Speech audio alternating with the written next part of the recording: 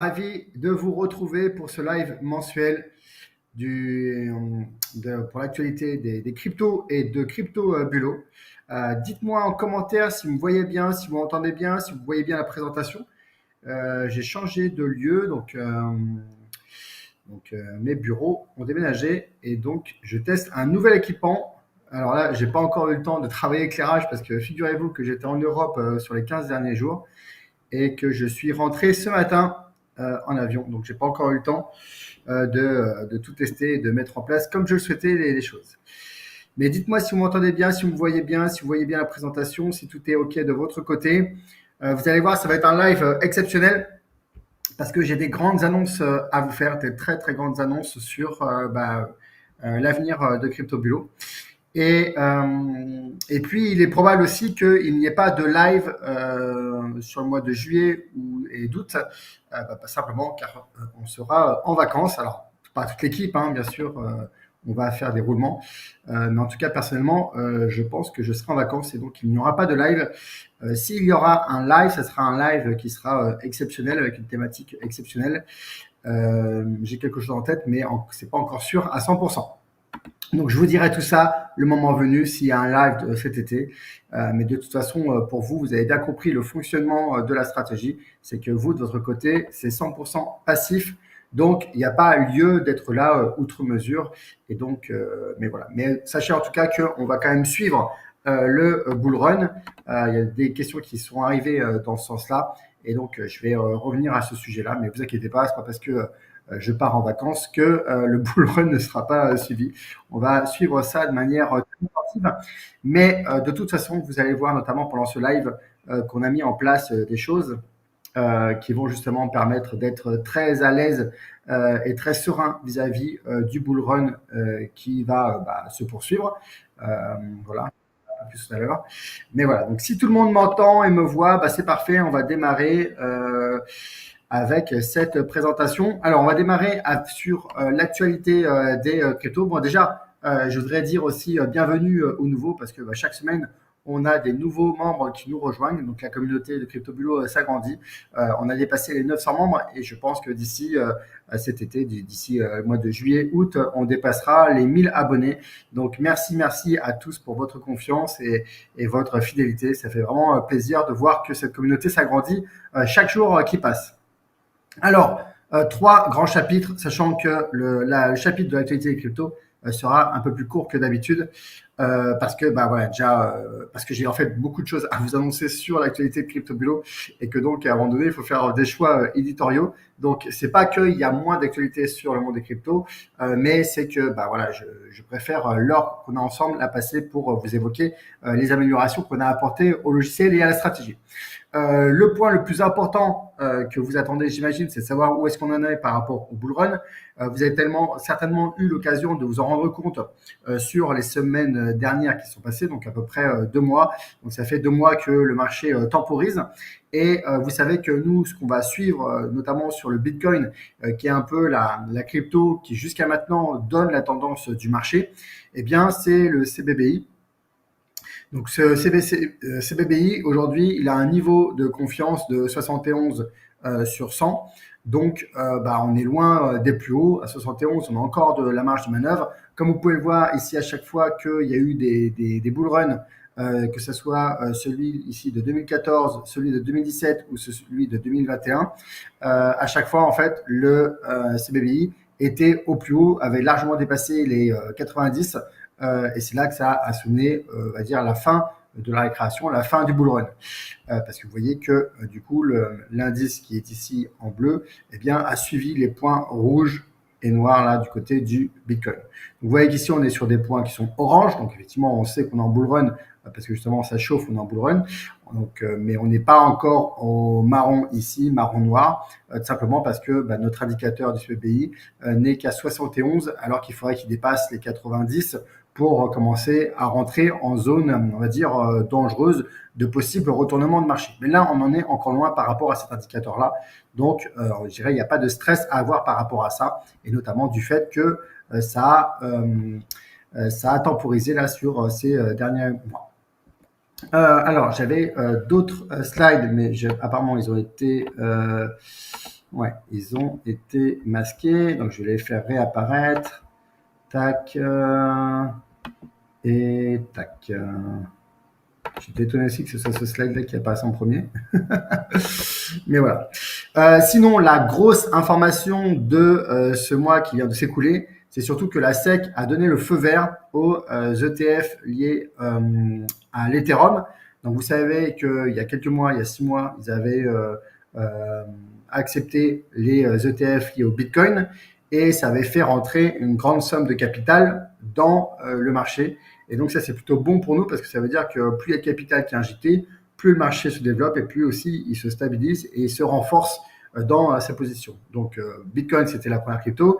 L'Ethereum est la deuxième crypto et donc c'est tout naturellement qu'ils sortent un ETF Ethereum. Je vous rappelle que les ETF permettent en fait aux institutionnels qui n'ont pas les moyens technologiques et on va dire les process pour acheter de la crypto, et bien ça leur permet d'acheter de la crypto via des actions. Donc, et ça, les actions, ils savent les traiter.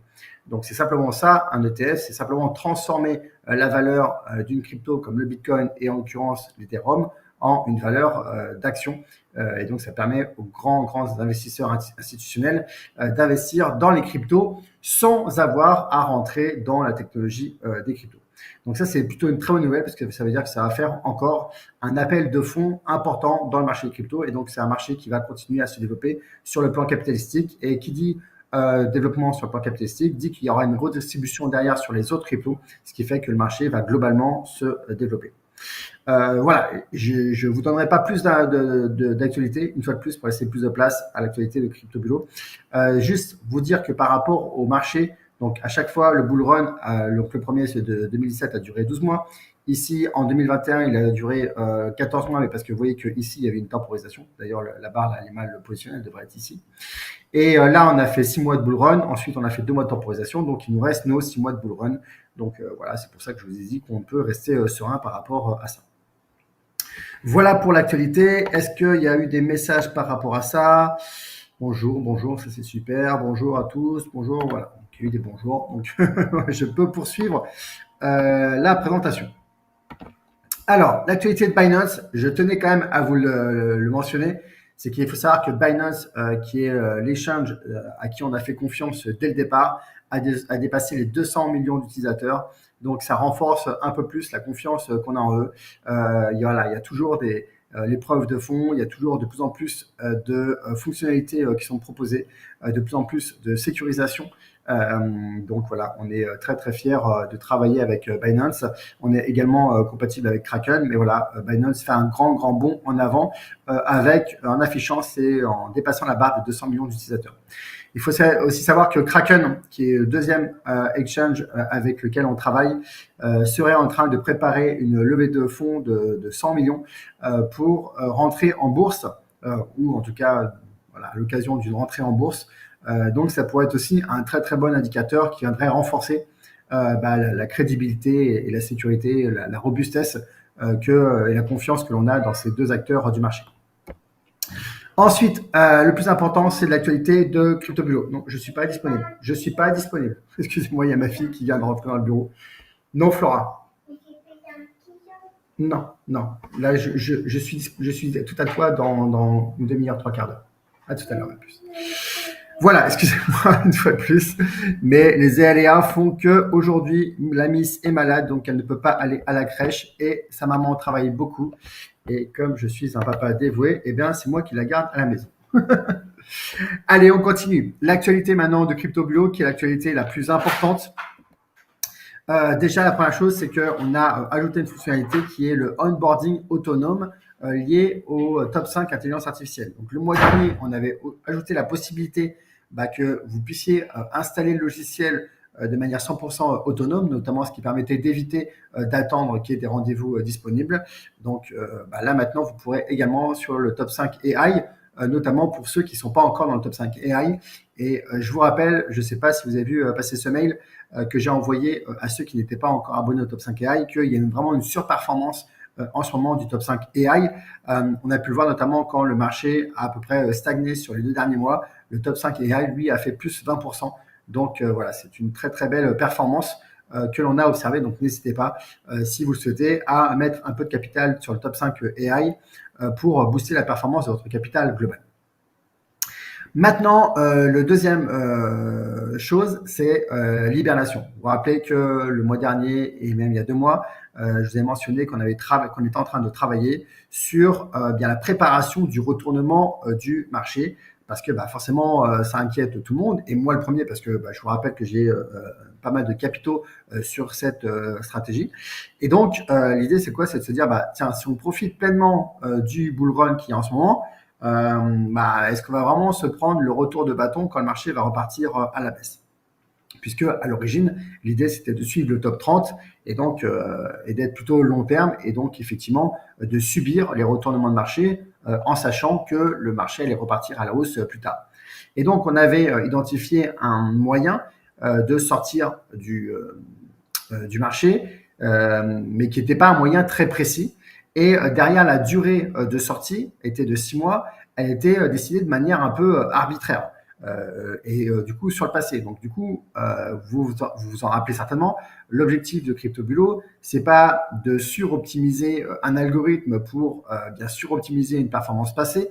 L'idée, c'est vraiment de trouver des éléments qui sont structurels, des éléments qui sont des fondamentaux de base de fonctionnement du marché pour pouvoir nous appuyer dessus et améliorer la performance sur le long terme et au final arriver à faire mieux que le marché sur le long terme. Et donc, on a travaillé ardemment avec Megan pour justement affiner cette stratégie-là d'hibernation qui d'ailleurs va être rebaptisée, vous allez comprendre pourquoi. Je vous rappelle que cette stratégie d'hibernation, donc qui n'était pas optimisée, qui demandait à être affinée, elle nous permettait de passer de fois 109 ou fois 108, ça dépend si on prend un mot, enfin ça dépend quel mois on prend, mais on va dire 109 à l'occasion des 7 ans et demi qu'on avait fait de août 2016 à avril 2024. Ça nous permettait de passer de fois 109 à fois 362, qui était déjà une performance assez exceptionnelle, sachant que le Bitcoin sur la même période avait fait fois 115. Maintenant, on va voir comment fonctionne la stratégie du coup qu'on a affinée depuis et qui va être celle qu'on va implémenter dans le logiciel. Et je vais échanger avec Megan là-dessus, mais je pense que ça pourra être opérationnel d'ici le mois prochain. Donc voilà. Alors déjà, la première des choses, c'est qu'on va arrêter de parler d'hibernation parce que vous allez voir qu'en fait, on va plus rentrer dans une phase de stabilisation, dans une logique de temporisation, je veux dire. Alors déjà, la première des choses qu'on a faites, c'est que on a essayé d'identifier quels sont les points de sortie qu'on pouvait prendre en considération pour justement sortir du marché et identifier qu'il y a un retournement de marché.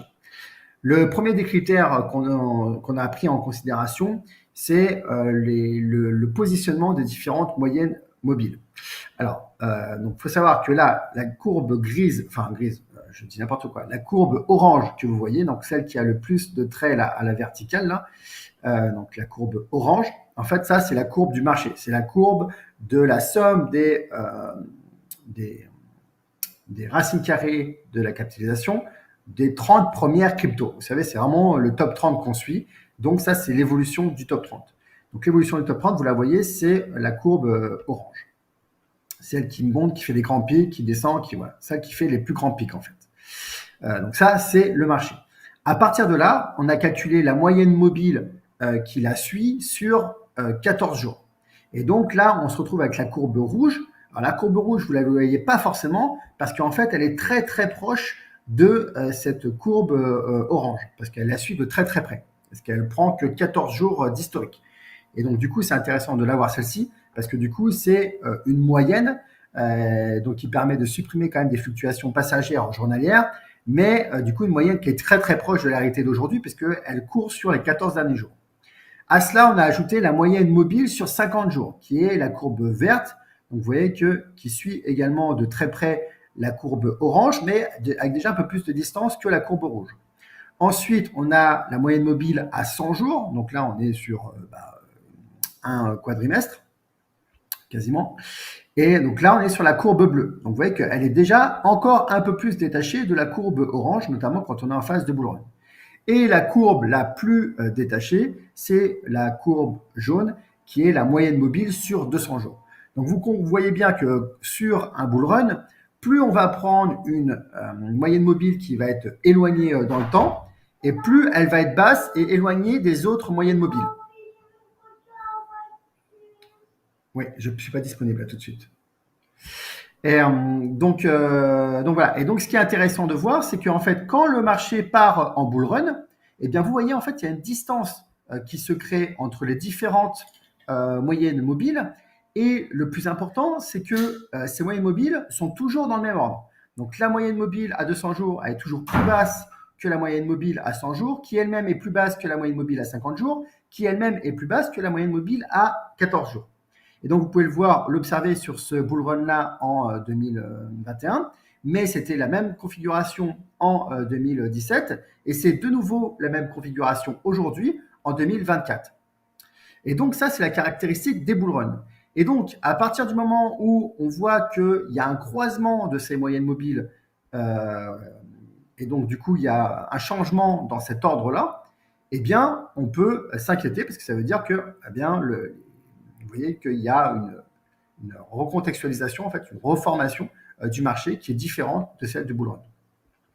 Et donc, la règle qu'on a décidé de prendre, c'est de dire, on va s'assurer que justement la moyenne mobile à 200 jours est en dessous de la moyenne mobile à 100 jours, qui elle-même est en dessous de la moyenne mobile à 50 jours, qui elle-même est en dessous de la moyenne mobile à 14 jours. Et à partir de ce moment-là, dès que le marché passe en dessous de la moyenne mobile à 50 jours, eh bien, ça veut va casser du coup cette moyenne mobile qui est quand même importante et du coup nous on va considérer que c'est un point de sortie. Alors on n'a pas pris la cassure sur la moyenne mobile à 14 jours parce que en fait c'est trop proche du marché. Donc non mais vraiment Flora.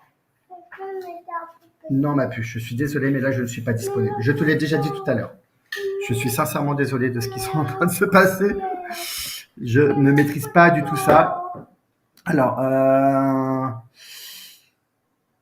je reviendrai sur les questions après, parce que je vois qu'il y a des choses qui passent sur. Voilà, les questions techniques, c'est le support, pardon. Et les questions qui concernent les autres sujets, je les traiterai à la fin sur les questions-réponses. Mais là, on est vraiment focus sur cette question de la temporisation. Donc on va pas casser, on va pas considérer le point de sortie comme étant la cassure de la moyenne mobile à 14 jours, parce qu'en fait on est beaucoup trop près du marché. Et donc régulièrement en fait le marché vient casser la moyenne mobile à 14 jours. Donc celle-ci en fait elle est trop près du marché, donc ça nous donnerait trop de signaux de sortie. Mais la moyenne mobile à 50 jours, elle, dès qu'elle est cassée, effectivement, il y a un signal de sortie qui est important. Et donc quand on fait ça, eh bien ça nous donne tous les traits verticaux rose-violet que vous voyez. Et donc, ça nous fait quand même pas mal de points de sortie. Et surtout, ce qui est intéressant, c'est que les points de sortie qui nous intéressent le plus, donc à la fin des bull runs, ici, ils ressortent bien. Donc, on a bien ici le point de sortie dans le bull run de fin 2017, début 2018. Ici, on a bien la sortie sur le premier bull run de 2021. Ensuite, quand le marché est reparti à la baisse et qu'il est reparti à la hausse, on a de nouveau ressorti ici un point de sortie. Et donc, vous voyez que ça fonctionne bien. On identifie bien les points de sortie sur les points les plus sensibles quand on est en haut du bull run. Maintenant, si on a un point de sortie, eh bien, si on décide à un moment donné de sortir tout le capital du marché parce que justement le marché risque de se retourner, eh bien, il est important de savoir à quel moment on va pouvoir re-rentrer dans le marché. Et donc, quand on va mettre en place un point de sortie, eh bien, il faut qu'on mette en place un point d'entrée. Et donc, ce qu'on a mis en place, c'est que le point d'entrée, ça serait la moyenne mobile à 14 jours, donc la petite rouge que vous ne voyez pas forcément parce que, eh bien, elle se cache derrière la courbe orange qui, elle, est la courbe quotidienne d'évolution de taux 30. Eh bien, si la courbe rouge passe au-dessus ou repasse au-dessus de la moyenne mobile à 50 jours, donc sa petite sœur, eh bien, on considère qu'il y a un mouvement de marché à la hausse qui est assez significatif pour rentrer dans le marché. Et alors là, vous voyez ce qui se passe. Donc déjà ici, le premier, bon, ok, on sort, on rentre, mais en fait, voilà, on n'a pas assez de visibilité pour voir concrètement ce qui se passe. Ici, c'est pareil. Ici, c'est pareil. Mais regardez ici ce qui se passe, c'est que là, vous voyez que on est en janvier 2017, on rentre, et la sortie, eh bien, est à la fin du bull run. Donc, regardez ici comme c'est propre. On rentre ici, on ressort sur le rose. Donc, on rentre dans le vert, on ressort sur le rose. Ici, bon, bah là, il y a un petit malentendu parce qu'on rentre dans le vert et on ressort dans le rose à plusieurs mois plus tard, alors que globalement, on est à la baisse. Ici, on re-rentre dans le vert, on ressort dans le rose, donc là, on enregistre encore une belle progression. Ici, on re-rentre dans le vert, on ressort dans le rose, et là, encore une belle progression. On re-rentre ici dans le vert, regardez, juste avant le démarrage du bull run, regardez comme c'est beau. Et hop, on arrive, on se prend tout le bull run ici sur l'année 2021, et à la fin du bull run, on sort. On laisse le marché chuter. On a de nouveau la moyenne mobile à 14 jours qui repasse au-dessus de la moyenne mobile à 50 jours. Et là, du coup, on re-rentre de nouveau et on identifie le point de sortie ici. Ici, là, on a un accident. On a un accident. Pourquoi? Parce qu'il nous enclenche le fait de re-rentrer et il n'y a pas le signal de sortie qui s'active. Donc là, on a un gros problème parce qu'en fait, là, on se prend une hausse, mais qui est une fausse hausse. Donc, il y a une simulation par les baleines du marché pour nous justement piéger les investisseurs et qui fait que là, on se retrouve à ressortir ici quand même de manière significativement assez basse. Ensuite, on re-rentre ici et on ressort ici, donc on reprend une hausse. Et vous voyez que globalement, sur l'ensemble des points d'entrée et sortie, le seul accident de parcours qu'on a, c'est celui-ci où on rentre là et on ressort là avec une baisse qui est assez significative. Et encore significative, vous allez voir que derrière, c'est un peu, ça se relativise. Mais vous voyez que déjà, on a quand même un modèle de fonctionnement qui est plutôt pas mal. Alors bien sûr, vous imaginez bien que quand j'ai vu qu'on passait à côté de cette chute-là, je me suis dit non, celle-ci, on va la rattraper. Donc du coup, on a, et puis il y avait ça, et puis aussi le fait que là, ça me chagrinait un petit peu qu'on identifie si tard en fait la sortie ici de ce bull run-là. Je préfère quand on sort ici très très proche du pic du bull run, alors que ici je trouve qu'on a quand même eu quelques jours qui sont passés avant qu'on identifie que c'était le moment de sortir. Donc je me dis bon, c'est intéressant. Là, on a quand même des pépites en niveau de temporisation de marché, mais du coup, on va voir comment on peut faire mieux que ça.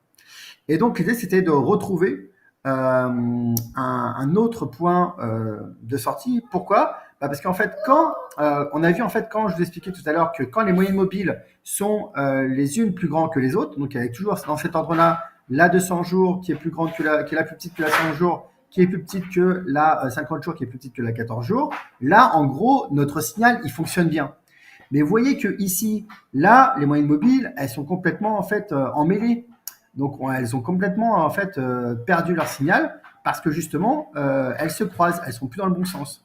Et ici, c'est pareil. Vous voyez que là, elles sont complètement emmêlées, les moyennes mobiles. Et donc, quand elles sont emmêlées comme ça, eh bien, en fait, on n'arrive plus à identifier le point de sortie.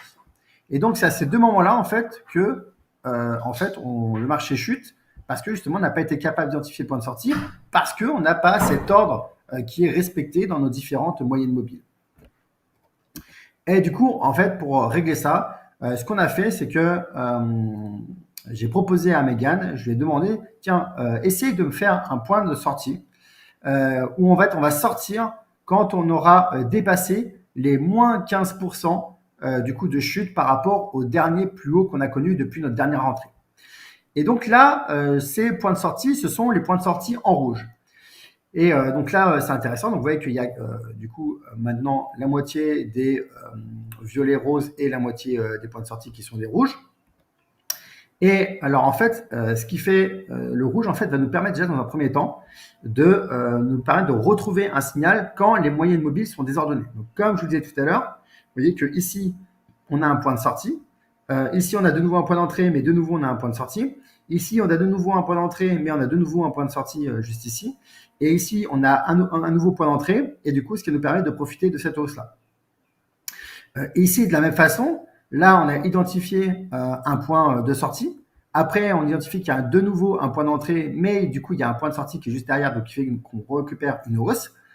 Et là, de nouveau, on re-rentre. Mais du coup, on a ce nouveau signal là qui se met en place et du coup, on ne se fait pas piéger par cette baisse-là. Ensuite, ici, on re-rentre et on ressort. Donc, vous voyez que c'est intéressant parce que du coup, cet indicateur-là de sortie, eh bien, en fait, il va nous permettre d'identifier les points de sortie en fait, qui nous manquaient par rapport à la règle qu'on avait mis en place. Et aussi, le deuxième point qui est intéressant, c'est que, comme je vous disais tout à l'heure, en fait, tout à l'heure, on sortait un petit peu tardivement du premier bull run. Donc, dans certains cas de figure comme ici, eh bien, ça nous permet d'anticiper un peu mieux le retournement du marché. Donc, je vais regarder si vous avez des questions par rapport à ça. Tac, tac, tac. Ok, donc je vois qu'il y a des soucis techniques. Donc, pas de soucis techniques. Alors, pour la période du graphique, alors oui, c'est du quotidien, mais c'est en fait, c'est du quotidien. En fait, c'est voilà, c'est du quotidien. D'ailleurs, c'est pour ça qu'on voit si peu le détail des courbes. Et c'est pour ça aussi que sur je confonds, je ne sais jamais sur les abscisses et ordonnées. Enfin bref, en bas, vous voyez bien que du coup, toutes les dates sont les unes sur les autres.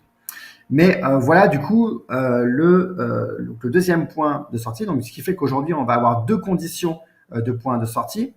Soit le marché passe en dessous de la moyenne mobile à 50 jours avec un ordre des moyennes mobiles qui est respecté, comme je vous l'ai mentionné tout à l'heure. Et le deuxième condition de sortie, ça va être que le marché en fait baisse en dessous des moins 15% après son précédent ATH. Alors, comment on va calculer ce 15% depuis le dernier ATH? Imaginez ici, attendez, il faut que je trouve un point où ça rentre. Voilà, donc ici, on rentre, hop, du coup, l'ATH ne cesse d'augmenter. Et du coup, il arrive là à son plus haut. Et ensuite, ça commence à baisser, à baisser. Et là, le marché tombe en dessous des 15% par rapport à ce plus haut. Je vais essayer de vous trouver un autre exemple où ça se reproduit. Donc, pas ici. Par exemple, ici. Donc là, on re-rentre en 2022. Pardon. On re-rentre ici en 2022. Donc là, le marché monte. Donc le plus haut est ici, là, au mois d'à peu près août, septembre 2022. Ensuite, le marché baisse. Ensuite, il remonte un peu et là, il baisse drastiquement. Et quand il baisse drastiquement ici, eh bien, en fait, il dépasse les moins 15% par rapport à ici. Et c'est ce qui fait qu'on sort. Ici, c'est pareil. Vous voyez qu'on re-rentre. Là, on prend cette hausse-là. Donc, du coup, le plus haut historique depuis la dernière rentrée va se calculer ici. Et du coup, comme on va baisser par rapport à ici de 15%, eh bien, du coup, c'est ce qui va enclencher notre sortie parce que vous voyez qu'il y a un trait rouge. Donc, voilà comment fonctionne ce moins 15% par rapport au dernier ATH. Alors maintenant, si on regarde les différentes périodes qui se passent et on voit comment tout ça fonctionne, eh bien, on peut voir que dans 65% des cas, c'est-à-dire dans 2/3 des cas, eh bien, on ressort en positif. Et au-delà des 2/3, donc déjà, ça va faire un taux de réussite qui est quand même assez important. Mais c'est surtout que les phases où c'est baissier, c'est beaucoup moins baissier que ça ne l'est quand c'est haussier. Donc, vous voyez que là, la première période, quand on est dans le marché, on a une augmentation de 6%. La deuxième période, là, on prend tout le bull run de 2017. Donc là, on a une augmentation de 275%. Là, après, on fait une entrée-sortie rapide, ce qui nous permet de prendre encore 5%. On fait une autre entrée ici sur fin 2017 jusqu'à début 2018, ce qui nous permet de prendre 156%. Ensuite, du coup, il y a le retournement du bull run qui se met en place. On identifie quand même des points d'entrée qui sont pas significatifs, mais du coup qui nous permettent d'avoir moins 8%, moins 11% et moins 8%. Là, on re-rentre dans le marché avec, du coup, on fait plus 44%. Ici, on repère moins 13%. On reprend ici 16%. On reprend 32%. Là, on reprend tout le bull run de 2020. Donc, on prend 163%. Ici, plus 11%, plus 6%. Quand ça a temporisé en 2022, on a fait moins 3 et moins 6. Ensuite, on a repris plus 5. On a repris plus 21. Ici, plus 6, plus 5, plus 21. Et là, sur le bull run du moment, on a pris 21 et 16. Enfin, même, on a pris 21, 6, 5, 21, 16. Donc, vous voyez que globalement, en fait, à chaque fois que le bull run est là, on en profite. Et le reste du temps, eh bien, on optimise quand même la performance avec, vous voyez, comme par exemple ici, on avait un creux en 2019, on a quand même pris 44%.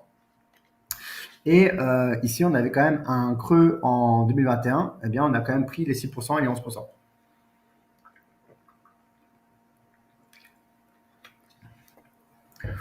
Donc, je ne sais pas ce que vous en pensez, mais je trouve que ce graphe-là nous montre bien la belle performance de cette nouvelle version de Crypto Bulo.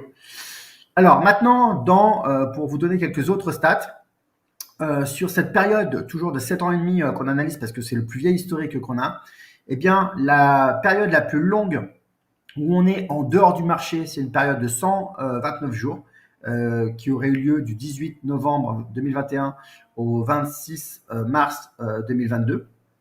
Donc voilà, un peu plus de 3 mois. La période la plus courte entre une entrée, une sortie ou une sortie et une entrée, c'est 11 jours.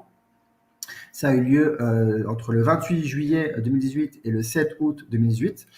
C'est important pour nous de savoir ça parce que si on doit revendre tous les portefeuilles de tous les clients, de tous les abonnés, bah, du coup, ça va nous prendre un certain temps. Donc, c'était important pour nous de calibrer en fait le temps que ça allait nous prendre et du coup de savoir que, enfin, de nous assurer que ça allait pas se faire tous les jours, en gros, toutes les semaines.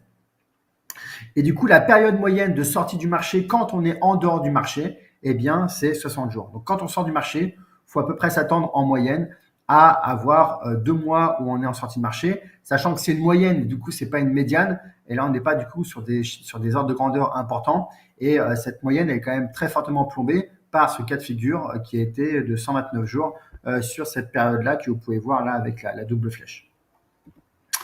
Maintenant, ce qui est intéressant, c'est de voir, c'est la performance qu'on obtient, parce que là, vous avez en bleu la performance du top 30 seul, qui est, je vous le rappelle, de fois 109, donc là en l'occurrence fois 108, parce que justement on a un mois de décalage, donc fois 108 sur ces 7 ans et demi d'historique, et bien avec cette toute dernière version de CryptoBulo, du coup temporisée, donc avec la temporisation, et bien vous voyez qu'ici on a les sorties de marché, on temporise, et derrière, on a donc là, j'ai une coupure de courant chez moi, mais heureusement, l'ordinateur et l'Internet est sur l'onduleur.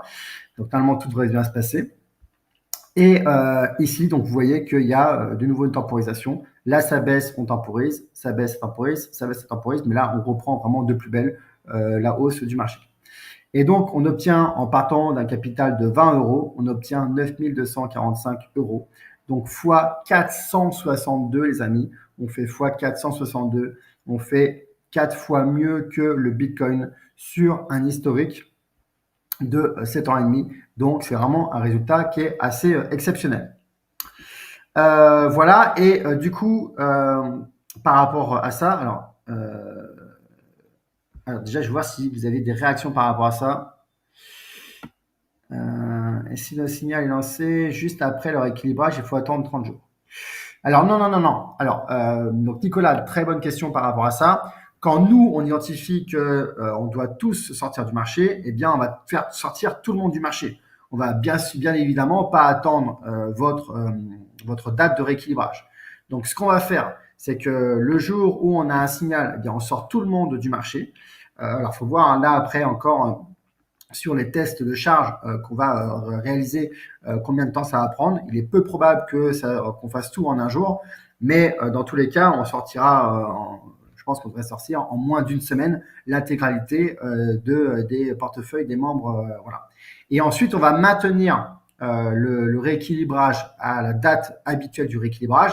C'est simplement que si dans la période où on va faire des entrées massives et des sorties massives, surtout des sorties massives d'ailleurs, il n'y aura pas de rééquilibrage. C'est-à-dire que dès qu'on rentre en phase de sortie, eh bien, il n'y a plus de rééquilibrage. On met tous les rééquilibrages en pause pour faire le maximum de sorties, en fait, pour sortir tout le monde, quoi.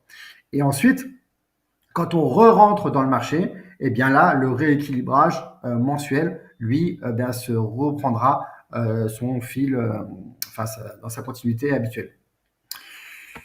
Donc voilà, Rachel, ça répond à la question. Du coup, on sort tous en même temps. Les rééquilibrages auront toujours lieu le même jour de façon irrégulière. Alors, du coup, il y aura deux choses à partir de la nouvelle version qui sera mise en place. Il y aura votre rééquilibrage, on va dire, en phase de marché habituelle, normale. Et il y aura des mails d'information de sortie totale de votre capital. Et quand on sortira le capital, on le sortira en USDT, puisque aujourd'hui, on fait toujours les rééquilibrages en USDT et on évite absolument d'avoir une sortie en monnaie fiat pour vous éviter d'avoir un événement fiscal. ATH, qu'est-ce que ça veut dire? ATH, c'est le plus haut historique, le dernier plus haut historique connu. Donc effectivement, en anglais, all-time height. Donc l'idée, c'est, comme je l'expliquais tout à l'heure, dès qu'on va rentrer, on va suivre, on va tracer le top 30 et dès qu'il va monter en haut, qu'il va commencer à descendre en bas, en fait, on va toujours mesurer le moins 15% par rapport au dernier plus haut qu'il a enregistré depuis la dernière entrée. Voilà. Alors, sur les questions par rapport à Mika, on verra ça plus tard. Alors, Jean-François, quid de la confroitation? Alors ça, j'ai pas compris la question. Quelles conséquences sur la mise en réserve et la sécurisation? Alors, sur la sécurisation, il n'y a pas d'impact parce que en fait, la sécurisation, nous, on la prend en considération lors du rééquilibrage.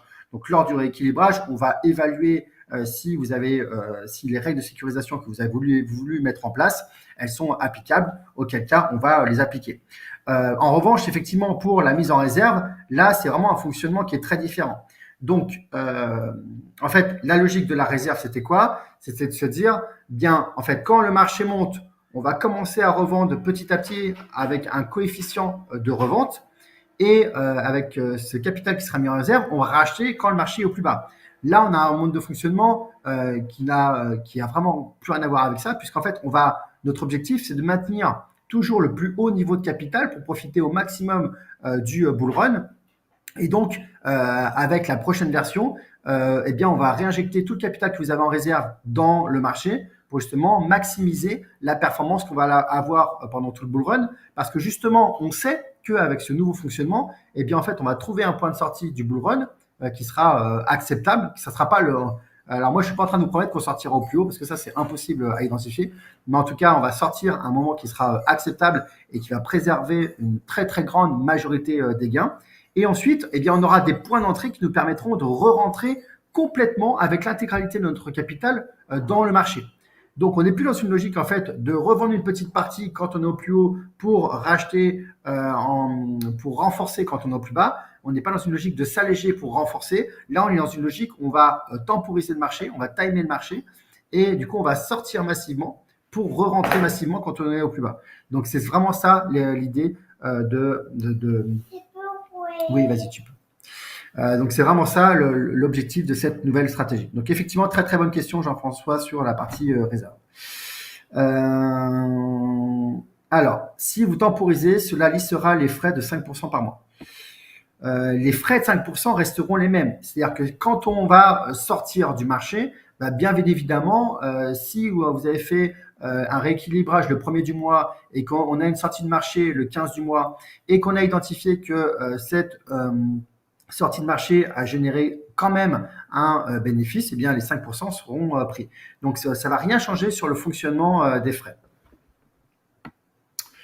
Tac, tac, tac. Alors, en parlant de baleine, est-ce que maintenant les dés ne risquent pas d'être ripés avec JP? Bon, ça, c'est une autre question, donc on traitera plus tard. La temporisation répond à un point noir de la stratégie du bulot, c'est super. Voilà, top. À partir de quand cette nouvelle version? Alors, on y travaille ardemment, hein, donc là, voilà, je vous cache pas qu'on y travaille de manière très intensive depuis 2 mois avec Megan. Et donc, maintenant qu'on a finalisé, on va dire, les points d'entrée et les points de sortie, eh bien, on va pouvoir développer dans l'algorithme la mise à jour de ça. Sachant qu'il y a des choses qu'il va falloir tester de notre côté. Donc, je pense qu'on aura une première version testable le mois prochain. Et je pense que ça sera peut-être au mois d'août où elle sera pleinement fonctionnelle. En tout cas, on va faire le maximum pour que ça soit mis en place le plus vite possible. Et si ça peut être mis en place dès le mois prochain, eh bien, on fera le nécessaire pour que ça soit mis en place dès le mois prochain. Donc voilà, soyez rassurés là-dessus. C'est notre urgence du moment. Après, voilà, l'idée, c'est quand même d'être serein parce que, une fois de plus, je vous rappelle qu'on a encore 6 mois devant nous pour la fin du bull run. Et l'enjeu de cette stratégie-là, c'est vraiment d'identifier le point de sortie du bull run. Alors, Félix, pourquoi moins 15% et pas moins 12 ou moins 10 ou autre? Initialement, on avait déjà, il faut se rappeler qu'on est vraiment dans une logique long terme. Donc, notre objectif, c'est pas de faire des rentrées-sorties toutes les semaines, d'autant plus que nous, ça nous compliquerait les choses au niveau du volume de transactions à gérer au niveau des serveurs. Je vous rappelle qu'aujourd'hui, il y a plus de 900 membres qui sont abonnés à CryptoBureau et que du coup, ces 900 membres sont répartis sur les 28 premiers jours du mois. Et donc, c'est ce qui nous permet en fait de gérer toutes ces transactions. Là, on va rentrer dans une logique où on va faire toutes les transactions de vente et d'achat ou d'achat dans un temps le plus court possible pour que l'intégralité des portefeuilles soit équilibrée. Donc nous, on ne va pas chercher en fait la micro-optimisation qui va faire qu'on ne veut pas rentrer dans du copy trading, on ne veut pas rentrer dans un bot de trading, on ne veut pas rentrer dans une logique de trading, on reste quand même dans une logique de buy and hold, mais effectivement avec une activité quand même qui est plus importante que ce qu'on avait avant, avec cette idée de sortir et de rentrer du marché. Donc effectivement, en fait, on est vraiment en fait au croisement entre le trading et la stratégie buy and hold.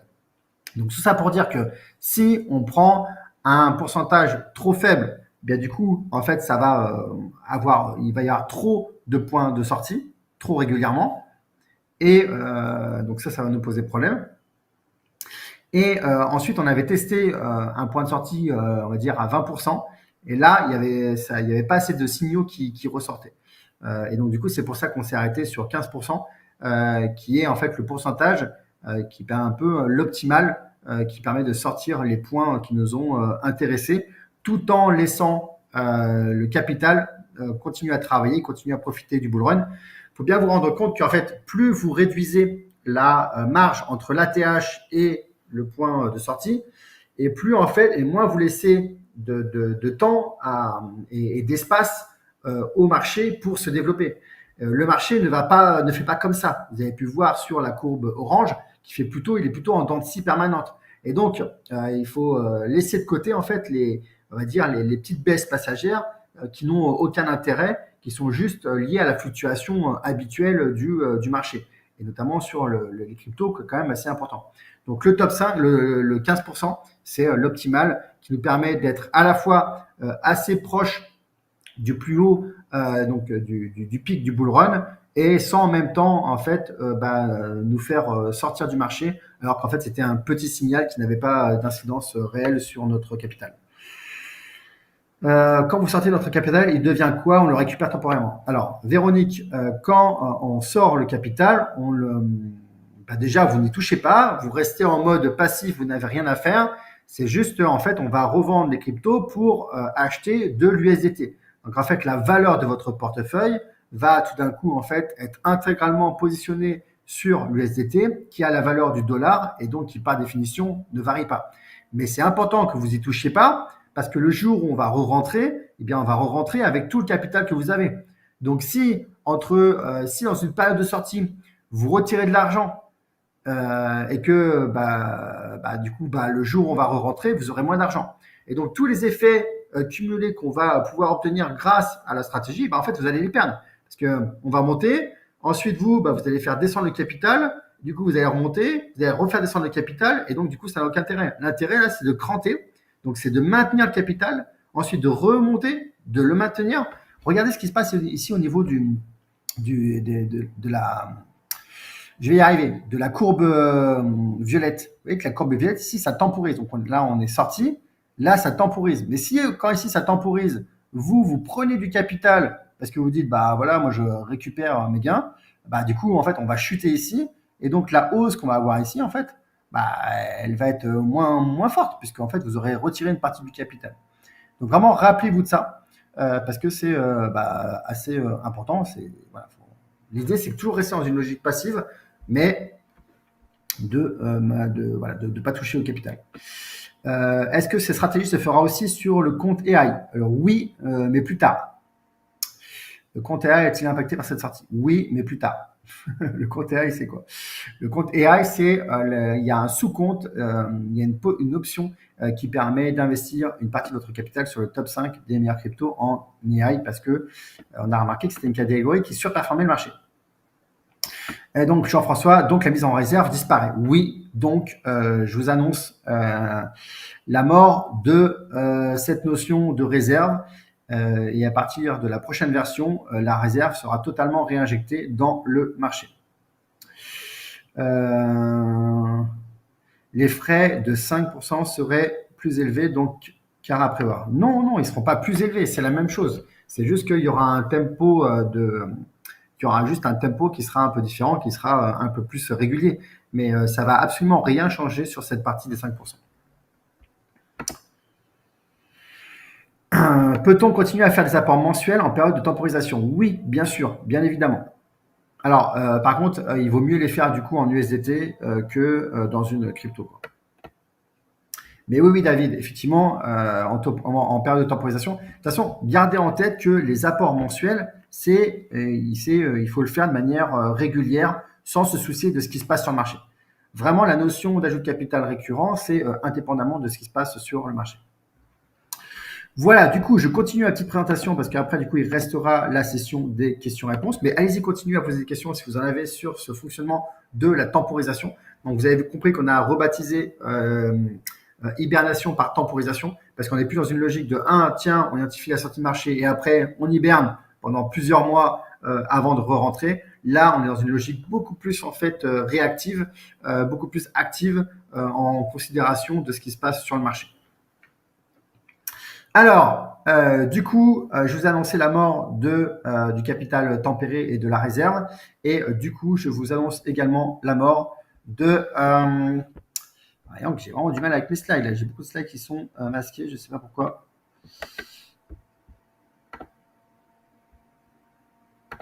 Je vous annonce également la mort de Crypto Bulot. Voilà, donc pas la mort du service, rassurez-vous, mais la mort du nom de CryptoBulo. Donc on va changer de nom, le service CryptoBulo, pour plusieurs raisons. La première, c'est qu'avec cette nouvelle stratégie d'entrée et de sortie, en fait, nous sommes aussi, nous sommes toujours tout aussi passifs sur la partie, de votre côté, au niveau des abonnés, mais la stratégie en elle-même, elle est plus aussi passive qu'avant. C'est-à-dire que là, on est quand même dans une logique d'activité où on va sortir du marché, re-rentrer dans le marché par rapport à une situation de marché. On va analyser des moyennes mobiles, on va analyser des plus hauts historiques. Donc là, on se rapproche d'une logique de trading, même si on reste quand même dans une logique de bon père de famille et de capital sécurisé.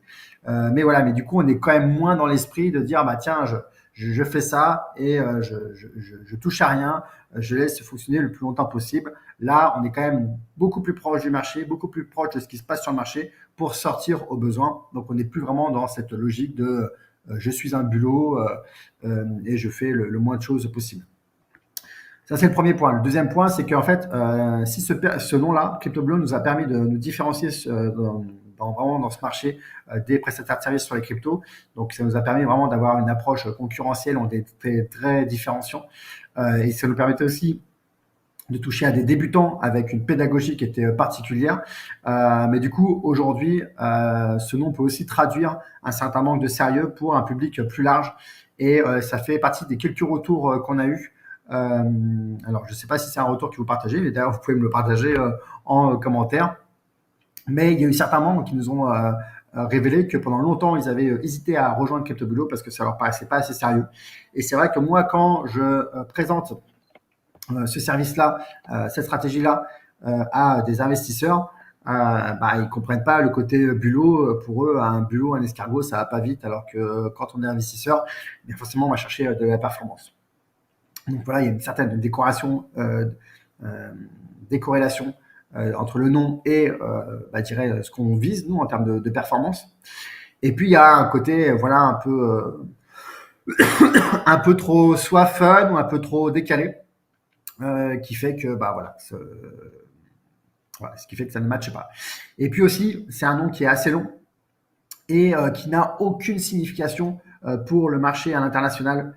Donc, ça serait vraiment un frein pour notre développement à l'international. Et comme on a vocation à nous faire connaître à l'international, eh bien, on va changer de nom. Voilà, je ne sais pas, est-ce que ça vous évoque ce changement de nom? Alors, qu'est-ce qu'il y a comme question? Tac, tac, tac. Peut-on continuer à faire des apports? Ouais, ça, j'ai déjà répondu. Nous n'avons pas d'action spéciale pour faire de notre côté. Non. Alors non, Annick, c'est toujours la règle d'or. Vous n'avez absolument rien à faire de votre côté. Le fonctionnement reste le même. Vous n'avez rien à faire de votre côté. Une fois que le capital est sur votre compte, vous n'avez rien à faire.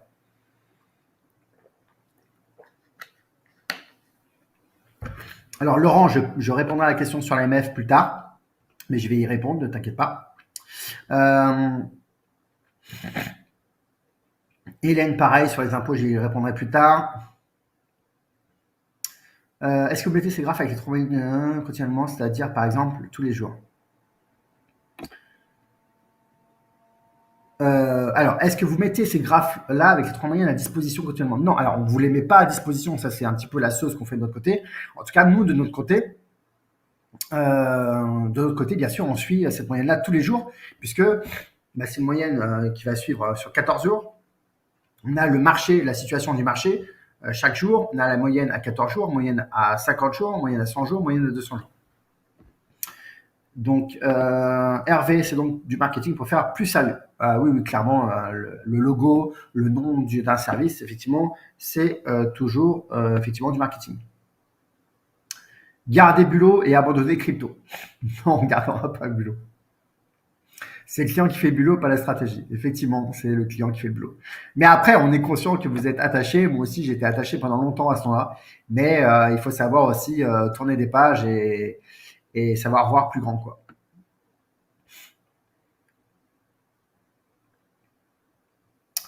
Nouveau nom, des costumes, je comprends qu'il y a besoin d'image corporate. Garde le fun quand même. Oui, on va tâcher de garder le fun. Trop Frenchy, c'est un peu confidentiel. Bravo pour la réactivité. Go pour le changement de nom, très bien. J'aimais bien le second degré, mais par nature, le second degré n'est pas grand public. Effectivement, voilà, Olivier, tout est résumé.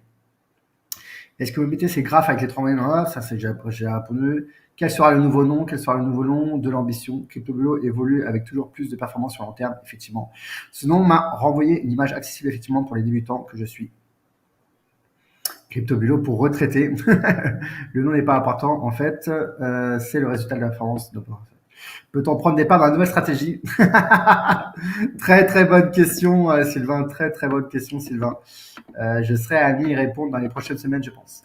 J'ai été contacté par la salarié Binance France pour tous transférer. Ah non, ouh là là là là. Ambre, vous ne pouvez pas être contacté par des salariés de Binance pour transférer sur un True Wallet. C'est une arnaque. Donc, Ambre, j'espère que vous n'avez rien fait. Ne répondez surtout pas. Voilà, perso, je n'ai rien fait. C'est très bien. C'est une arnaque. Ne répondez surtout pas à ce genre de sollicitations. Voilà. Je vous le dis, je vous le redis, je vous le redis. Ne répondez jamais à des sollicitations par téléphone, par mail pour transférer votre argent d'un wallet à un autre. Ce sont des arnaques. En fait, ils vous font peur en vous disant qu'il y a un problème de sécurité sur votre compte pour justement que vous fassiez un virement vers le leur. Tac, tac, tac. Y aura-t-il un sondage auprès des membres pour choisir entre plusieurs noms auxquels vous aurez pensé? Alors non, non, parce qu'en fait, la problématique du nom, elle est vraiment particulière parce qu'en fait, il y a plusieurs critères à respecter, il y a plusieurs critères à prendre en considération. Et moi-même, j'ai acheté 5 noms de domaine avant de tomber sur le nom final. Et alors, le nom final, attention, roulement de tambour. CryptoBulo va disparaître pour Capstellar. Alors, dites-moi en commentaire ce que vous pensez de ce nom-là. Capstellar, c'est quoi? Déjà, pour le marché francophone, le cap, c'est la destination. Et Stellar, c'est les étoiles, c'est le cosmos, c'est l'univers, c'est vraiment quelque chose de grandiose.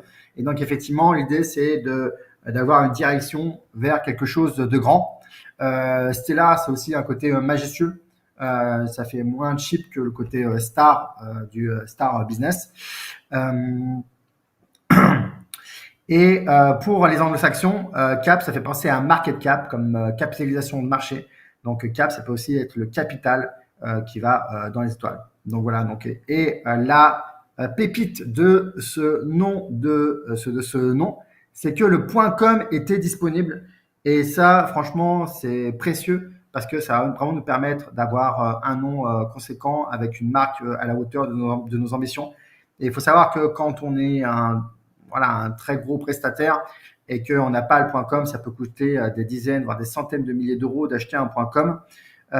Et donc, c'est un vrai budget conséquent. Et là, d'avoir directement trouvé un nom avec un point .com, eh bien, ça va vraiment nous permettre d'avoir des économies. Donc, dites-moi ce que vous pensez de ce nouveau nom, Capstellar, du branding qu'on va utiliser dans les prochaines semaines et les prochains mois. Alors, bien sûr, on va passer par une phase de rebranding. Donc, j'ai pris un prestataire déjà pour réaliser ce logo. Et du coup, on va refaire la charte graphique du site internet. On va refaire toute la charte graphique des présentations. On va également avoir une charte graphique pour les modes opératoires. Enfin bref, on est en train de repasser en revue tous les process de l'entreprise pour eh bien, se mettre à la nouvelle image. Donc c'est un budget qui est conséquent pour nous, mais ça me semble important. Il faut savoir que là, on approche des 8 millions de capital en gestion. On a dépassé les 900 membres. Donc d'ici cet été, il est très probable qu'on passe les 10 millions de capital sous gestion avec les 1000 membres atteints. Donc voilà, maintenant on a une responsabilité vis-à-vis de ça et il nous appartient de grandir et de nous-mêmes monter dans les étoiles. Top, super logo, comme d'hab, CryptoBloom était plus fun, mais je comprends les motivations. Très bien, Stellaire. Top, j'aime beaucoup. Waouh, ça fait classe. On voit plus grand dans l'univers. On passe de la terre au ciel, de l'eau à l'air, ça change. Yes, bravo. Et c'est bien comme nouveau nom. Ça me fait penser à Elon Musk. Ah bah voilà, très bien. Capstellar, c'est top. Une étoile de mer. 2 syllabes, 2 images. Alors, techniquement, Capstellar, il y a 3 syllabes, mais mais il y a 2 mots, effectivement. Génial, super. J'aime le Stellar. Cap, ça parle à l'international. Bravo. Très bien. J'adore. On vise haut et grand. Et tu nous fourniras des combinaisons spatiales pour les bulots que nous sommes. Allez, pourquoi pas.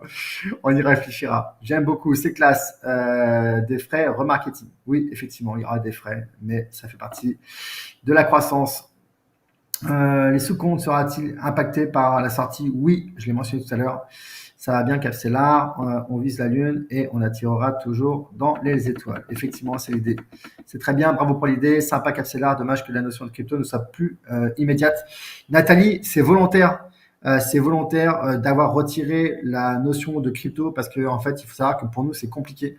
Notamment, je ne sais pas si vous savez, mais il y a certains d'entre vous qui n'arrivent pas à accéder à notre site internet parce que c'est référencé par les antivirus comme étant un site de spam parce que simplement il y a le nom crypto dedans. C'est aussi compliqué pour nous de faire la communication parce que les cryptos sont associés encore à des sites d'arnaque. Donc du coup, même nous qui sommes quand même assez professionnels, vous avez pu le remarquer selon la période, enfin selon la durée que vous êtes chez nous, pour certains depuis plus de 2 ans. Voilà. Donc du coup, on avait besoin aussi de se détacher de cette image sur les cryptos et du nom lié aux cryptos, notamment pour les processeurs de paiement, pour les virements bancaires. Il y a certainement qui refusent de faire des paiements vers des prestataires en crypto. Donc voilà, je comprends que du coup c'est un peu plus éloigné, mais de toute façon, ça vous dérange pas que Amazon s'appelle Amazon. Au début, c'était pour acheter des bouquins et maintenant, c'est pour acheter un petit peu tout et n'importe quoi. De la même façon que Apple a toujours bien fonctionné, et ça s'appelle une pomme, et pourtant ils vendent des appareils électroniques.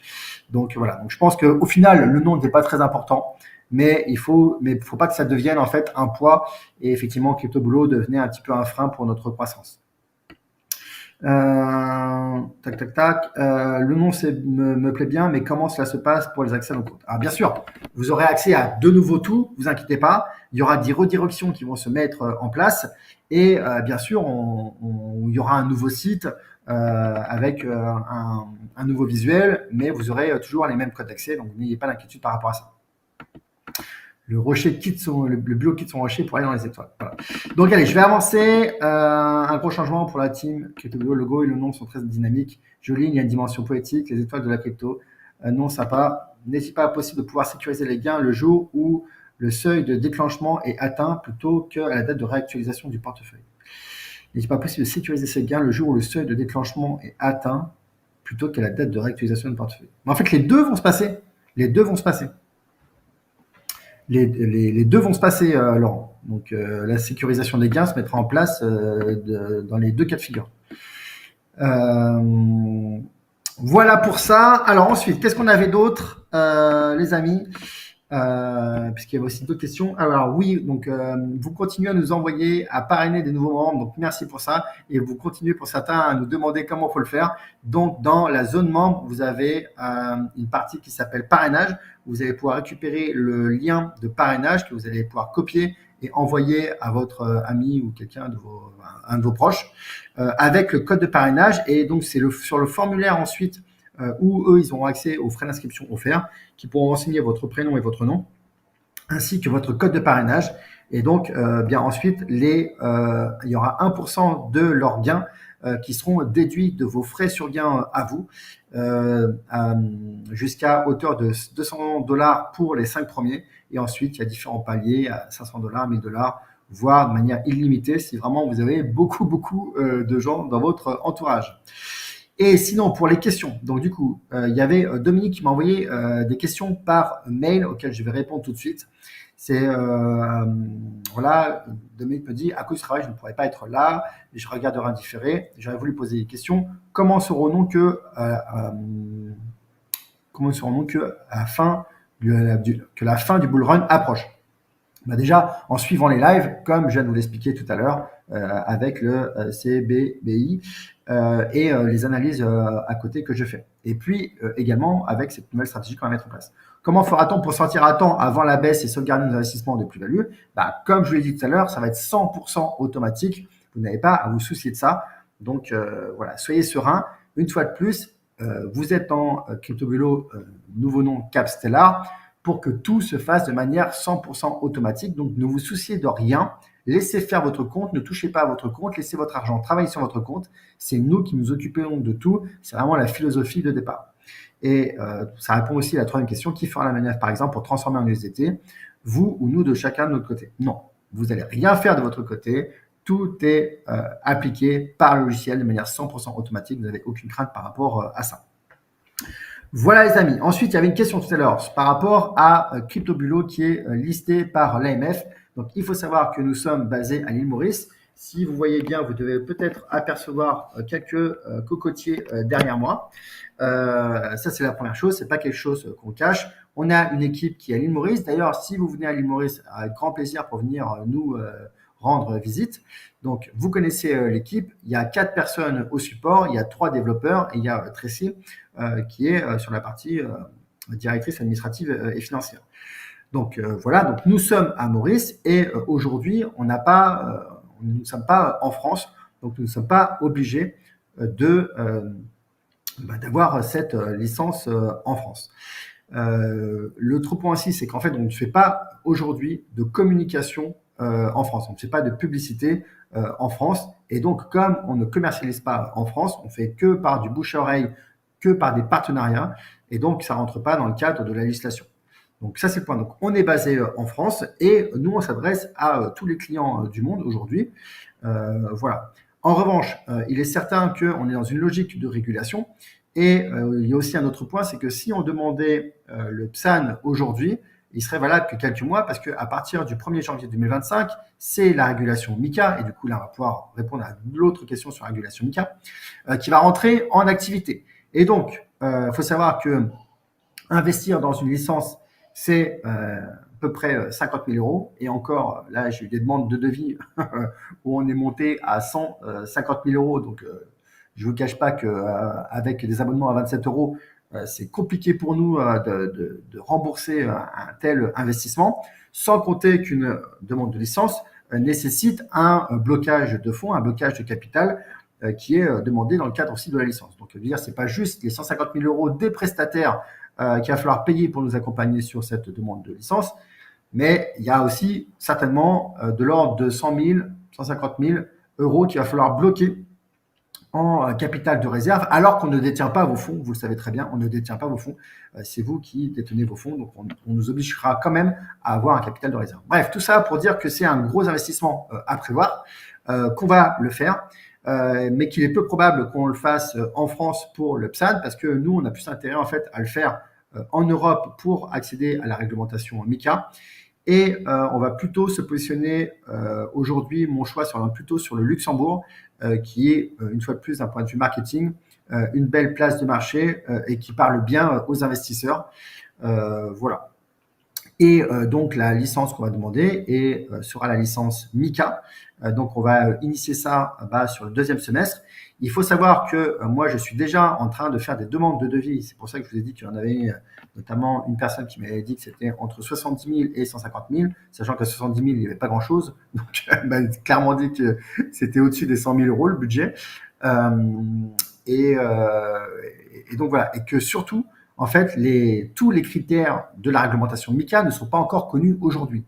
Donc aujourd'hui, on ne peut toujours pas, demander une licence MiCA, alors même qu'elles vont rentrer en application à partir du 1er janvier 2025 et que un projet comme ça demande plusieurs mois, voire plusieurs années.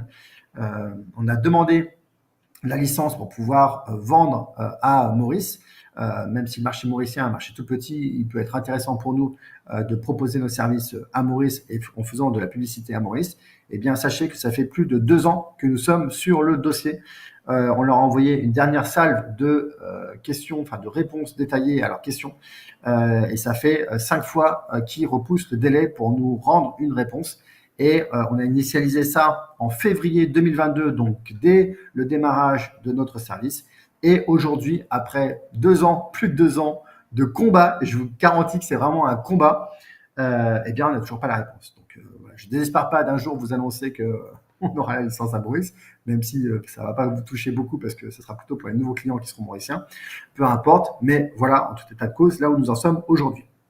Donc, en synthèse, rien nous oblige d'avoir une licence PSAN, mais aujourd'hui, effectivement, l'AMF nous a identifié comme étant un prestataire, et donc eux, pour, on va dire, se préserver de quelconque problème potentiellement qu'il pourrait y avoir, ils ont dit, bon, ils n'ont pas le droit d'opérer en France, on a identifié qu'ils proposaient des services dans les cryptos, donc on va les lister. Premier point. À noter aussi d'ailleurs que j'ai eu l'AMF, parce que nous on a eu des nombreux échanges par mail, que j'ai eu aussi l'AMF en visio on a fait une réunion d'1 heure, et j'ai répondu à toutes leurs demandes. Notamment, ils nous ont demandé de retirer une vidéo sur YouTube où on parlait de notre service, on l'a fait retirer. Ils nous ont demandé de retirer les articles de presse ou sur les sites en .fr où on parlait de notre service. On a demandé au magazine qui parlait de notre service de retirer. Et ils nous ont également demandé de retirer la possibilité de s'inscrire quand on était en France, donc sur le site internet. Ce qu'on a fait, et malgré avoir fait tout ça, ils nous ont quand même mis sur liste noire, ce que je trouve assez malhonnête, mais c'est leur façon de se fonctionner et de se protéger. Bref, peu importe. Nous ne sommes pas dans l'illégalité et nous sommes très à l'aise avec ça, premier point. Deuxième point, on n'a aucun intérêt aujourd'hui à demander la licence PSAN en France parce que elle serait valable uniquement pour quelques mois parce que la loi MiCA arrive en activité au 1er janvier 2025 et que 3, on attend que l'ensemble des critères de MiCA soient présentés pour pouvoir faire notre demande de licence MiCA, et ce qui prendra encore quelques mois. Donc, il est peu probable qu'on ait début 2025, mais en tout cas, on va tout faire pour l'avoir le plus rapidement possible et faire partie des prestataires qui seront les premiers à l'avoir, parce qu'on sait que obtenir la licence nous permettra de renforcer la confiance. Vous êtes dans notre service depuis plusieurs semaines, voire plusieurs mois, voire même plusieurs années. Donc, vous savez le sérieux qu'il y a derrière. Je suis là tous les mois pour vous dire où est-ce qu'on en est au niveau du logiciel et de l'amélioration qu'on apporte. Donc, voilà, il y a plus de 300 avis sur Trustpilot avec une note de 4,8 sur 5. Donc, on sait le niveau de confiance que vous nous accordez et globalement, je pense qu'on mérite. Donc, on n'a pas besoin de l'AMF pour nous dire qu'on est des vilains petits canards ou au contraire des gens qui travaillent bien. On n'a pas besoin de ça, mais effectivement, pour nous diffuser toujours plus largement et du coup aussi développer cette marque Capstellar à l'international, effectivement, on va rentrer dans ce jeu de la régulation. Et de toute façon, moi, depuis le début, je vous dis que je crois beaucoup à la régulation parce que c'est ce qui va permettre de renforcer la robustesse de ce marché. Voilà pour la réponse. Je pense qu'on ne peut pas faire plus détaillé sur ce sujet-là. Maintenant, si vous avez d'autres questions que j'en ai passées à côté, n'hésitez pas à me les évoquer. À partir de quand on va changer le nom? Donc cet été, on va profiter de l'été, donc de juillet-août, pour faire tout le rebranding de l'intégralité des documents et justement du site internet, etc. etc. Alors, tac. Qu'est-ce qu'il y avait d'autre comme question? Lors de mon dernier clivage, j'ai dégagé un résultat où je trouve dans mon compte. Alors, vous allez dans. Alors, c'est pas moi qui vais pouvoir répondre aux questions techniques. Donc, pour les questions techniques, allez poser vos questions au support. Mais globalement, quand vous allez dans votre compte sur CryptoBulo, eh bien, vous allez dans la section rééquilibrage et c'est là où vous avez l'intégralité de vos synthèses.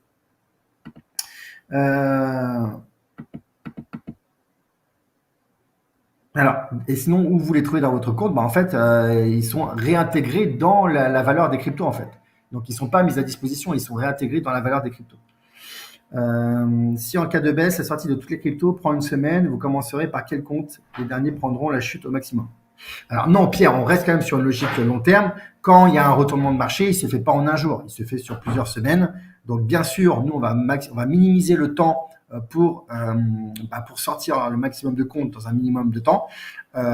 Et après, la règle n'a pas été encore établie par rapport à l'ordre de priorité.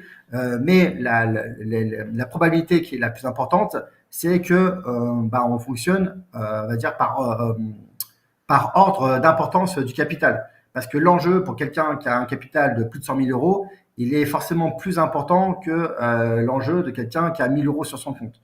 Donc bien sûr, il est très probable du coup qu'on fasse dans cet ordre-là. La sortie des comptes prend 28 jours, je crois. Non, pas du tout. Ça prend pas du tout 28 jours. Ah, et Elodie, où est-ce que vous auriez eu cette information-là? Parce qu'on n'a rien dit. La majorité des entreprises prospères sont domiciliées dans certains d'Europe et internationales pour des raisons de taxes et de frais. Nous n'avons pas de déclaration d'impôt à faire alors. Ça n'a rien à voir. Les déclarations d'impôt sont liées à vous, votre sortie d'argent, à la sortie d'argent que vous faites. Mapu, je suis en train de parler déjà à des gens. Oui, je m'occupe de toi tout à l'heure. Dans 5 minutes, j'arrive. Donc voilà, donc les impôts n'ont rien à voir là-dedans. Le fait qu'on soit nous en Europe ou pas, ça n'a rien à voir. Votre compte, rappelez-vous qu'il est sur Binance et que Binance, lui, est régulé par l'AMF. Donc voilà, mais vos déclarations sont plus liées en fait au fonctionnement que vous avez vous sur votre compte, et notamment si vous retirez de l'argent. Par rapport aux impôts, je vous invite vraiment à regarder le live du mois dernier où on a parlé de ça avec le patron de Waltio. Béatrice, je ne suis pas étonné de ces réactions pour avoir bien pratiqué différentes administrations, organismes divers et variés liés à des activités de grosses sociétés. Le PSAN fait que Capcellar sera déclaré comme plateforme. Alors, on aura la licence MiCA, mais je vous dis, pour l'instant, les critères ne sont pas encore connus, donc on demandera ça. On va enclencher ça dès qu'ils seront connus. Mais moi, de mon côté, je commence à contacter des prestataires pour nous accompagner sur cette partie-là. Et j'espère trouver des prestataires moins chers que des fourchettes de 70 000 à 150 000 $ pour nous accompagner. Problème USDT avec Mika. Alors, merci pour cette question. Alors, effectivement, moi, j'ai toujours eu un doute sur la pérennité des stablecoins avec l'arrivée des cryptos numériques étatiques.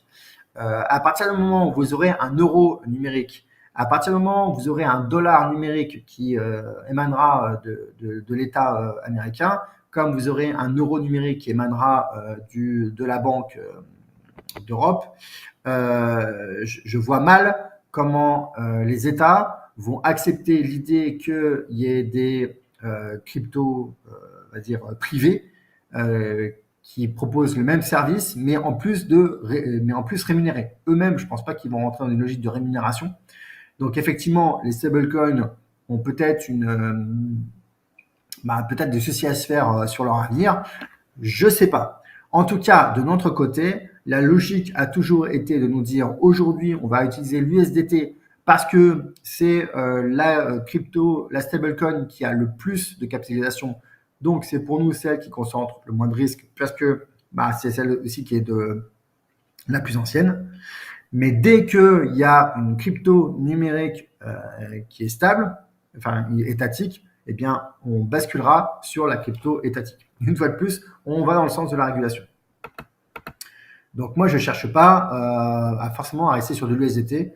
C'est surtout que là, on en profite parce que c'est le seul à pouvoir nous proposer un tel service.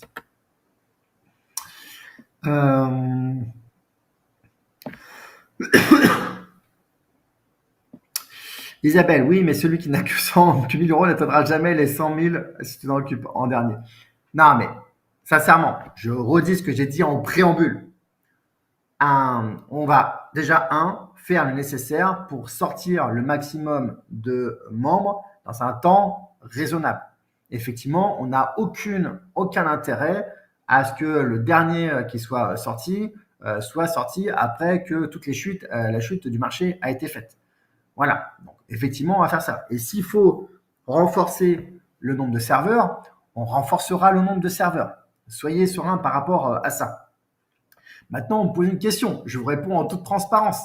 Ça n'aurait aucun sens de commencer par les plus petits portefeuilles et de finir par les plus gros. Ça n'aurait aucun sens.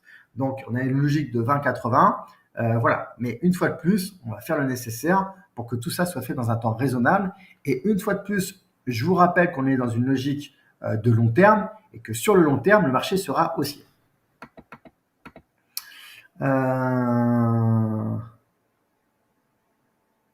Quelque chose à dire sur Mega Drop? Alors non, effectivement, je les vois passer aussi, mais je me suis pas intéressé à ça et je pense que c'est très très éloigné de la logique qu'on utilise nous pour investir sur le long terme. L'ancienneté pourrait être prise en compte aussi. On va pas commencer à rentrer dans des calculs savants. Voilà. Après, sincèrement, entre nous, il y a des exceptions. Enfin, je veux dire, comment dire? Globalement, je vais vous dire à peu près comment se passent les choses. Il y a à peu près 20% des membres de CryptoBulot qui ont entre 500 euros et 3000 euros.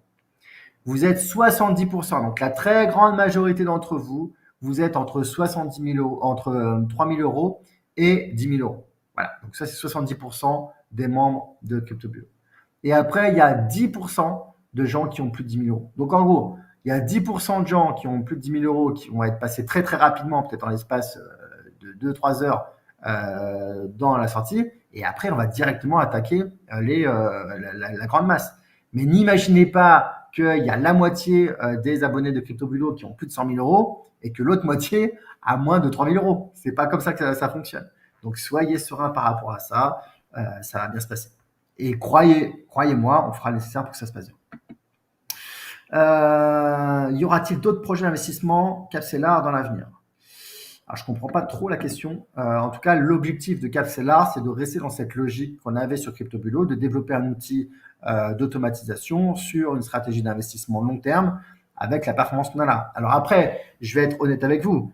La performance qu'on commence à obtenir là, avec le niveau de sophistication qu'on a là, avec la logique de rester sur quelque chose de simple et structurel, c'est-à-dire qui est rattaché à une structuration de marché et non pas à une suroptimisation comme on peut le rencontrer dans les boîtes de trading, sincèrement, je pense qu'on a déjà poussé l'optimisation à 90-95%.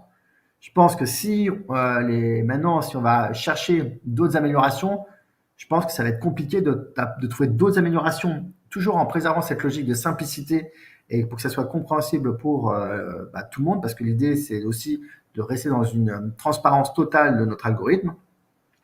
Donc voilà, donc je pense que ça va être compliqué d'améliorer davantage la performance. Mais je ne sais pas ce que vous en pensez, mais faire plus que x4 sur 7 ans et demi par rapport au Bitcoin, avec une réduction du risque maximisée par le fait qu'on soit sur le top 30 et par le fait qu'on identifie les points de sortie du marché, enfin, je ne sais pas si vous imaginez, mais on peut difficilement le faire mieux dans une logique long terme comme la nôtre, avec une préservation du risque. On n'est pas sur du trading, hein. On est sur, on maintient le top 30 dans les cryptos. Donc c'est quand même, je ne sais pas si vous vous rendez compte, mais la performance est quand même assez folle.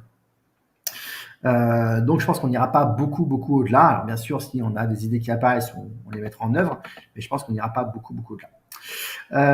Tac, pour les pays dans les transactions crypto sont imposables, avez-vous fait une simulation quant à la rentabilité du programme? Alors, la rentabilité du programme n'a rien à voir avec l'imposition. Donc, nous, on est là pour apporter une performance. Après, l'imposition, on en a régulièrement parlé, c'est 30% sur les plus-values quand vous les sortez. Voilà, s'il y a une évolution dans les différents États et qu'on est amené à se connaître, on fera des lives spécifiques. Comme le mois dernier, on a fait un live avec le patron de Waltio qui nous a également parlé aussi du cas de la Belgique et de l'Espagne aussi, il me semble. Mais voilà. Mais nous, notre vocation, c'est d'améliorer la performance de votre portefeuille. Et après, je pense, enfin, une fois de plus, je pense que vous portez une attention trop importante aux impôts, parce que, comme je l'ai déjà dit, les impôts sur les cryptos sont plutôt, comment dire, avantageux. Avantageux dans le sens où tant que vous ne retirez pas l'argent du monde des cryptos, vous n'êtes pas imposé dessus. Voilà. N'y a-t-il pas de registre de trademark? Oui, oui. Alors, ça fait partie des choses. Alors, attendez, là, je vous parle d'un truc, c'est tout nouveau, hein, donc laissez-nous un petit peu le temps.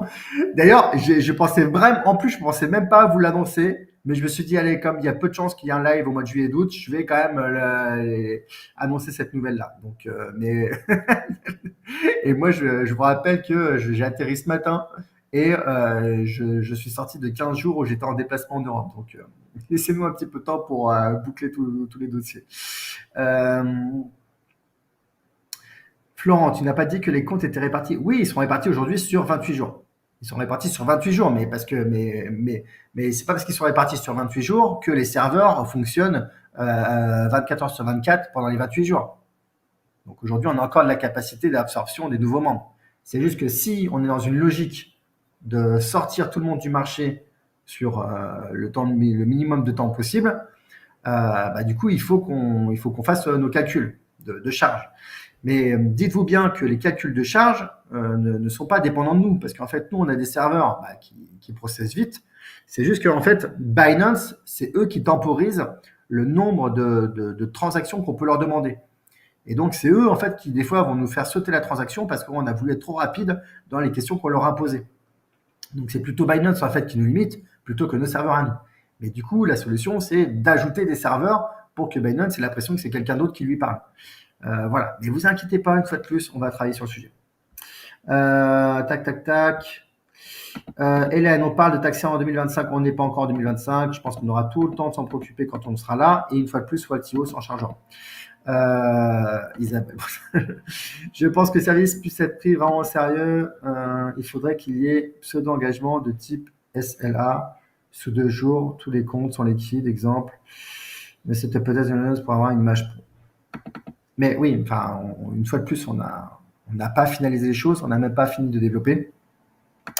Et on verra comment on organise les choses. Mais j'aimerais quand même vous rappeler que le service est à 27 € par mois et que ça paye tout juste les salariés. Donc voilà, ça reste un service qui est très accessible par rapport aux améliorations qu'on apporte. Bien sûr, il y a les 5% de gains qui viennent un petit peu améliorer la rentabilité de notre côté. Mais si vous regardez bien ce qui est prélevé sur les 5%, vous voyez bien que ça dépasse rarement les 27 € que vous payez en fixe. Donc c'est pas ça qui vient doubler notre chiffre d'affaires. Donc on reste quand même sur un service qui est extrêmement accessible. Donc moi je veux bien qu'on augmente encore le niveau de service, mais à un moment donné, il faut aussi que nous on puisse pouvoir avoir un petit peu de sous pour financer tous ces services supplémentaires qu'on va vous proposer. Pour augmenter la rentabilité, on pourrait mettre en mer des baleines. Alors, je dois vous laisser. Merci. Donc, effectivement, là, on a dépassé de beaucoup le temps habituel. Merci pour toutes ces infos. À la prochaine. Perso, si on fait x100, je suis déjà content. Pour le sous-compte crypto, que doit-on faire? Il faut aller dans... Dominique, il faut envoyer un mail au support et on va vous envoyer le lien pour vous inscrire. Mais normalement, vous avez dû le recevoir assez régulièrement. C'est gagnant, CryptoBulo également. Oui, enfin, c'est aussi ça aussi qu'il faut vous rappeler qu'effectivement, c'est gagnant-gagnant. À partir du moment où nous, il y a les frais de 5% sur les gains, on a tout intérêt aussi à vous faire sortir le plus vite possible pour que vous perdiez le minimum. Et après, rappelez-vous que quand vous sortez, ça ne veut pas dire que parce qu'on sort, que derrière, 100%, dans 100% des cas, la chute va être directe. Ça peut un peu stagner, un peu remonter avant de repartir beaucoup plus à la baisse. Donc, soyez serein par rapport à ça.